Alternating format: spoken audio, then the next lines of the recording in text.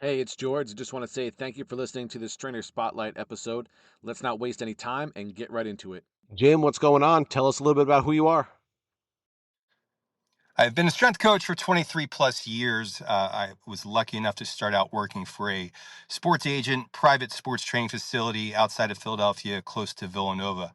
And that job opportunity is what allowed me to get to the NBA at a young age. I believe I was 23 years old. And I held that position in various extents for about 5, 6 years and decided 2009 I was going to branch off and go into private practice, really without a clue what I was going to do working for myself outside of training. With that, with my network and people I was connected with, I was able to work with a couple other agents, hosting players from overseas during the summer. I took some roles doing brand representation. I worked for a company called Aerobis based out of Germany for a few years. I moved on to work for a company called Eccentric out of Sweden. And currently today, I'm doing work with a company called GymAware based out of Australia, where I will go to conferences and man a table for them. Also done some stuff with them at overseeing testing at the NHL Combine, which I just did this previous year. And besides that, I am working as a coach online, primarily for Silverback Coaching, run by Ali Gilbert.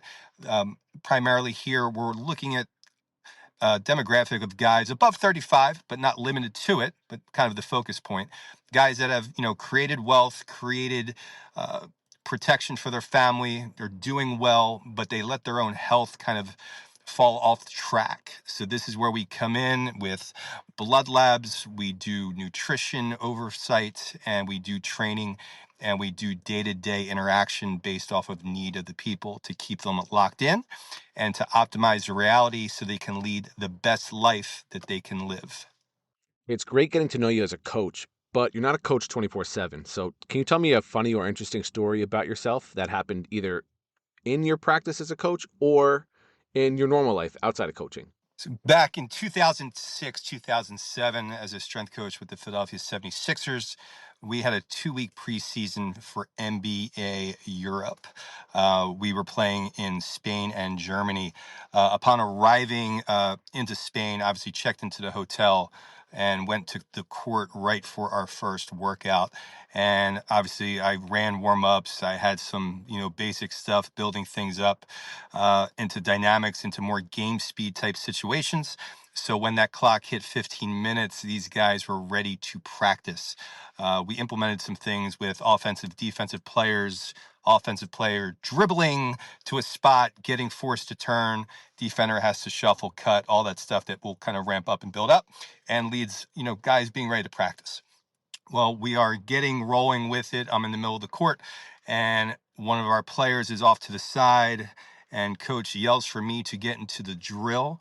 And who am I on offense against? I am going against Allen Iverson. Now, obviously, I chose not to dribble the basketball. My goal was just to get down the court, make a move a little bit, and take it from there. Thought no big deal.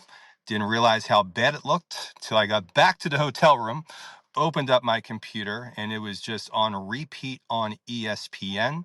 And I was getting my balls busted by friends and family until I came home about 2 weeks later. And the clip is, it's still live today. You can go find it. What strategies do you use to attract and retain clients in your personal training business? I think we can all learn from each other here, and we'll probably find some answers to be quite similar to one another. But I'm really interested to hear what strategies and things you use to get new clients and keep the ones you currently have. Obviously, when it comes to working with people, what are your goals? What are you trying to achieve? And why do you think I'm the right fit to work with you?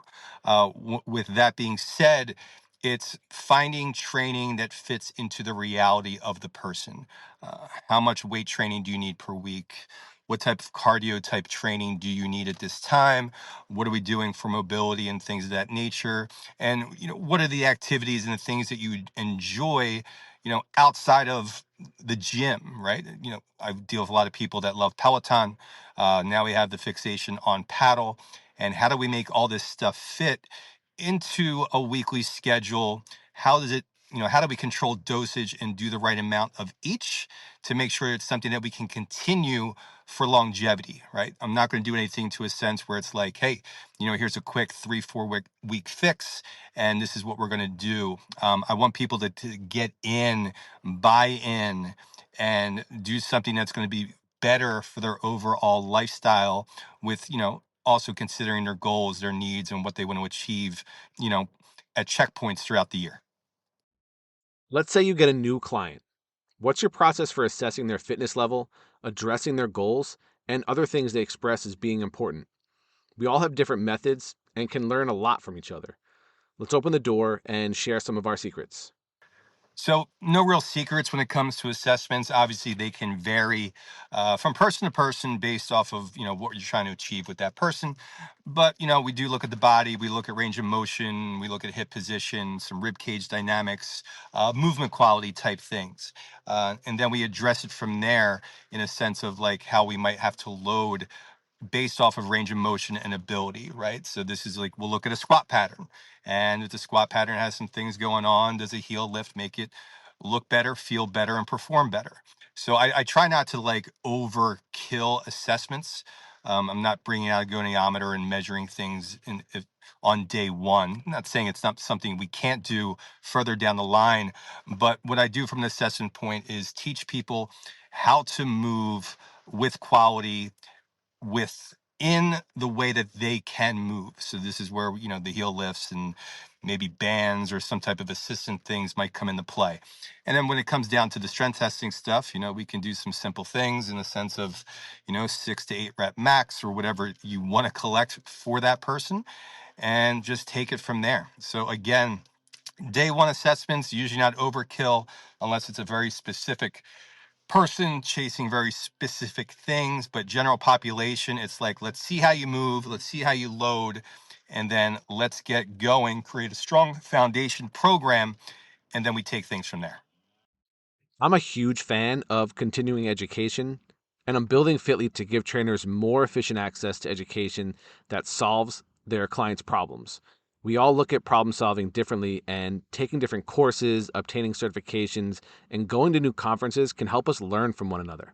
How do you continually develop your skill set as a trainer? Certifications for me, I've been with National Strength Conditioning Association for a while now. I do have a couple other certs from NASM. I have done continuing education, functional anatomy, FRC. I've done level 3 through Titleist Performance Institute for Golf Fitness. I've taken 4 courses through PRI. I've taken some speed and agility work from Lee Taft. I've taken some HRV course from Joel Jameson, and I honestly have no clue of what else I've taken over the years. In terms of certification, I just look at things from a continuing education standpoint and find what interests me. But the latest thing I went through is I did go through Muscle Nerds run by Luke Lehman, his foundations course. The fitness industry is rapidly evolving before our eyes. How do you envision your personal training business evolving with it in the next few years? I'm really excited to hear what you have to say about this because we have to plan for the future and a future we want for our business. And while all of our businesses might have the same basic goal of helping people with their fitness, we can structure them in very different ways from one another. So having done this for 23 plus years, I was looking for a shift a few years ago, and that's when I jumped into the online training business platform, whatever you want to call it. So I do have my own platform, really geared for people around Philadelphia or more connected based people to me. And the job I've taken with Ali Gilbert as Silverback coach is another big part of my day to day business. I do still enjoy in person training. I do 2 to 3 clients a day typically during the week. And besides that, I do really enjoy working with kids. But in the sense of how my schedule works and what I want to do, I just don't have the ability to do split shift schedules anymore. I'm an early riser. I don't do sessions really afternoon or evening. So I do work for a high school. I do a baseball team during the winter after school. But besides that, I just wanted more freedom with my schedule. And having something on like an online platform with monthly subscription has been a complete game changer for what I do business wise, and allowing me to do other things as they come across that I might consider entertaining. I know challenges are all over the place in the fitness industry and personal training. Information is available in different formats. Clients are more easily misled by gurus and charlatans. Social media's influence is becoming more and more ingrained in people's lives. And now we have AI. What do you think are some of the biggest challenges currently facing the fitness and personal training industry? I think challenges are obviously going to be different for everybody. I mean, I know some phenomenal strength coaches that have no social media. They might lack the ability to do some of that stuff. They might not be good at sales. I know some people who are not really, I would consider that high quality of a trainer, but they have mastered social media, sales, engagement ability with people. So I think finding what you're weak at and hiring a mentor or getting into some type of educational platform to help you raise wherever you're struggling, because that's what's always going to come down to. What do you need to do to improve your brand and what you offer? And obviously social media is a very big part of it. I just spent the past weekend down in St. Pete's with Ali Gilbert and viral edits, just learning everything in and out from branding, social media engagement, how to take care of things and make it look really good, and to kind of separate yourself from everybody else. Jim, thank you so much for coming on and sharing some of your story with us. I really appreciate you taking the time out to do so. I first heard of Jim on the Central Virginia Sports Performance Summit podcast.